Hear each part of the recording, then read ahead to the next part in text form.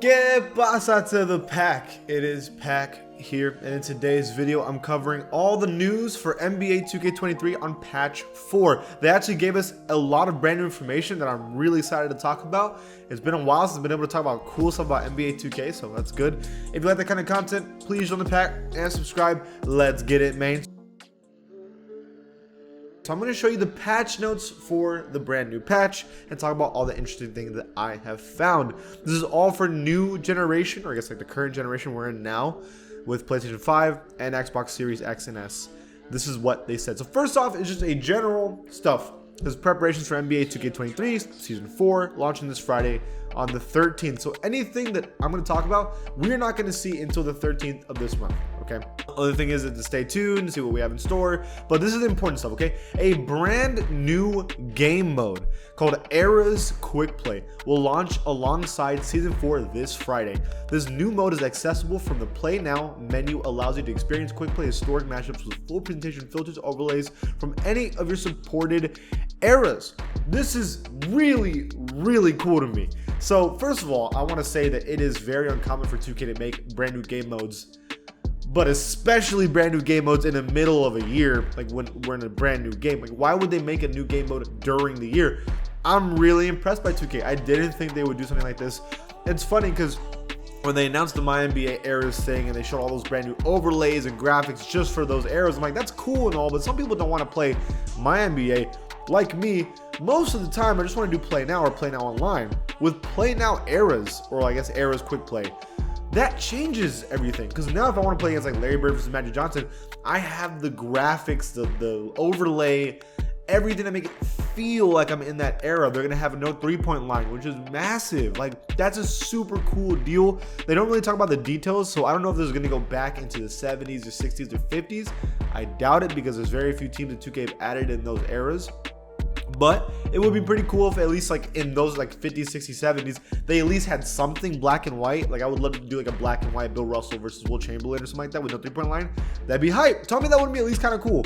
But I'm very excited for this, to have that eras kind of thing with the full overlay. That's big to me. I want to use the Spurs and feel the camera and the overlay, the filter that they had back then, and play it now with friends to make it look as realistic as possible. I wonder how it's going to work if you get like a current team and an old team and play together. Is it going to do like their filter, your filter? We're going to have to wait and see. We don't really know the details. I cannot wait to try it out. I'm definitely going to make a whole video about it when we get it dropped, but super cool. Okay, super down with that one. A couple of like, not unimportant stuff, but they're just trying to get little fixes here.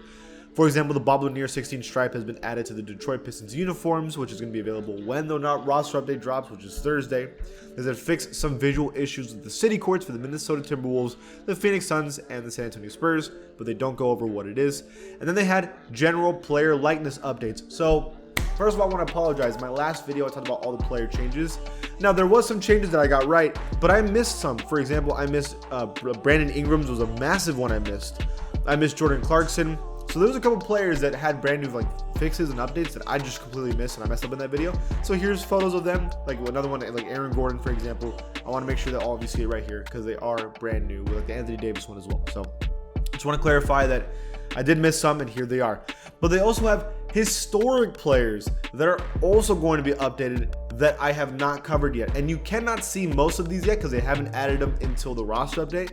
But you can already see, for example, George Gervin's been updated, and they're going to have a bunch of historic players like Jason Kidd, for example, all being updated. I'll make sure to make a video about these player scans as well in like probably the 13th or the 14th, okay? But there's more. There's a lot more stuff that they added onto. For example, gameplay, my team, and WNBA stuff. Let's check it out, okay? So it says gameplay-wise, reduced on-ball steal effectiveness when reaching across a ball handler's body from behind. So essentially, if you're coming from the right side of a player behind him and he has the ball in his left hand, the steal rate's pretty damn high, especially on like glove and stuff. You're getting a lot of steals, like the rip behind, right? Now, these are an issue, and I'm glad they addressed it, but my bigger issue that I think everyone agrees, it's passing lane steals have been pretty absurd this year. I'm not going to act like they haven't been worse. They used to be way worse in other games, but it's still pretty damn bad. I think of all the game's issues, I think that's the only one this year in terms of gameplay I think is like the biggest problem. And I also think fadeaways are a little stupid, but whatever.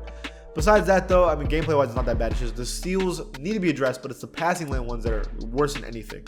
They also said that medium ankle breaker reactions have been removed from triple threat moves. I guess that's kind of a big deal sometimes, but like that's only like one-on-one court kind of issue, like situation stuff. That's not really a big deal. Fixed a rare issue that would cause the player to go beneath the floor if a screen wipe appeared while he was performing a controller-used rim hang. I don't have this issue. I don't mess around with the rim hanging stuff, so I'm just glad that they're fixing any glitches like that at all, so that's good. When it comes to my team, it's going to be a couple of just like silly little changes. For example, address zoom and camera focus issues in triple threat online games. Always a good thing to fix. Fix an issue with image not loading for uniform cards on option packs. Again, that's a small thing, but it's good that they fixed that. And final thing is the lineup rules will now ignore boosted dynamic duo gem colors for player cards. Now, I don't play my team enough to know why this would matter, but I'm sure that the my team community think this is a problem, and they thought it was a problem so much that 2K addressed it, so it's fixed.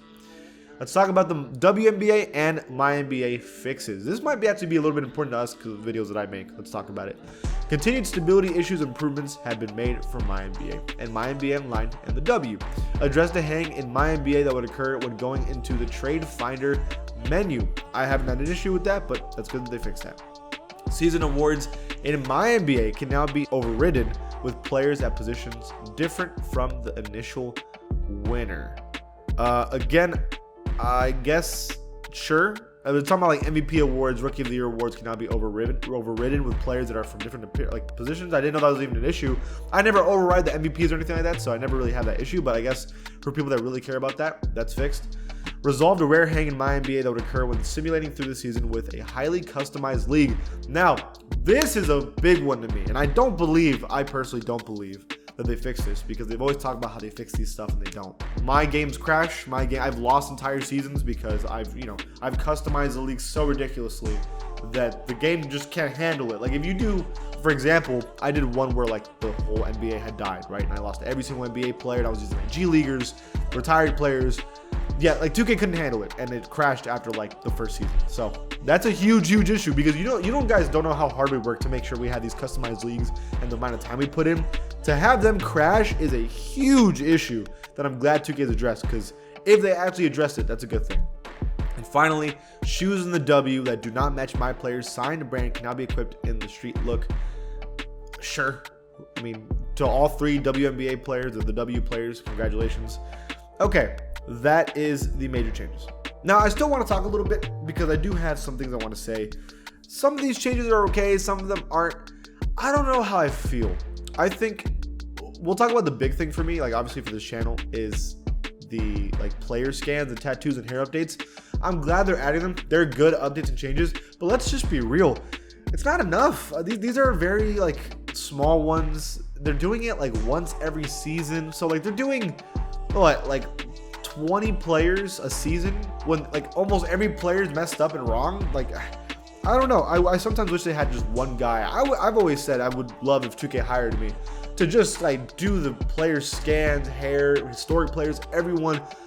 It should not take this long to get 20 players done in what, a month, 2 months? Like that's, I don't know. It shouldn't take a whole day or two to make one player, right? So again, maybe I'm just being ridiculous, but I do think they take way too long to update these players that we're never gonna get to a point where everyone's correct, personally. And then the other thing is the new game mode added. I think that's awesome. That's me personally, of this update, that is the biggest announcement. The fact that they added a brand new game mode, an entire game mode added into this. Like they sat down and thought, you know, we already have these assets, we've already have all this work put in. Why don't we make an entire game mode based off of it? It's an amazing idea. Like that's a really big W. So I'm glad with 2K on that one, and hopefully they keep having new ideas and keep adding new game modes. Like to this day, we cannot make a custom all-star weekend, right? Like that's crazy to me. Like there's so many game modes they could still add that they haven't, which I think is dumb. When it comes to, you know, gameplay issues, my only thing is passing lane steals. If you play party, if you play rec, that is the only issue in this game. Passing lane steals are idiotic, and that needs to be addressed yesterday. That to this day, it's such a bad thing. And with the MyNBA and saying that the season rewards, or sorry, the customized league has been essentially like done so that it doesn't crash every time you have like a really complicated league. I only believe them so much. 2K will say a lot of things and they'll say that they're fixing a lot of things, and then you find out that nothing had changed. And then you see in patch 5 and patch 6, patch 7, they keep saying the same thing and nothing changes. So we'll have to wait and see. I guess the last thing is well, there's 2 things left to talk about. One is the roster update. We're getting that on Thursday. That's going to be our first roster update in like a month. So that's going to be a big one. I'm expecting a lot of different changes. We'll see which players get massive ones. There should be some really big ones in that roster update.